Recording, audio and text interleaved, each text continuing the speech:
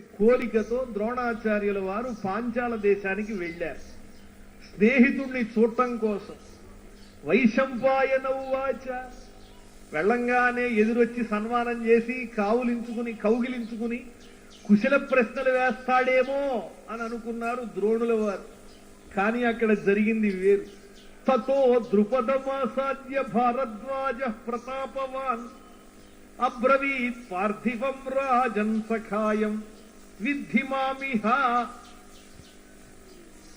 అక్కడికి వెళ్లి తాను వచ్చినట్లుగా తెలియజేసి, మనిద్దరం స్నేహితులం, గుర్తున్నానా నేను? చిన్నప్పుడు మనం ఆడుకున్నాం, ఆశ్రమంలో చదువుకునేవాళ్ళం, ఒక్కసారి గుర్తు చేసుకో, నేనయ్యా ద్రోణుణ్ణి, నీ ఆప్త మిత్రుణ్ణి అని చెప్పి ద్రోణాచార్యుల వారు గుర్తు చేసే ప్రయత్నం చేశారు. వెంటనే ఇత్యేవము ద్రోణాచార్యుల వారు పలకరిస్తూ ఉంటే ఆయన చెప్పేటువంటి మాటల్ని సహించలేకపోయాడు ద్రుపదుడు. ఎవడితడు మిత్రుణ్ణి అంటాడు? నా బోటి మహారాజుకి ఇటువంటి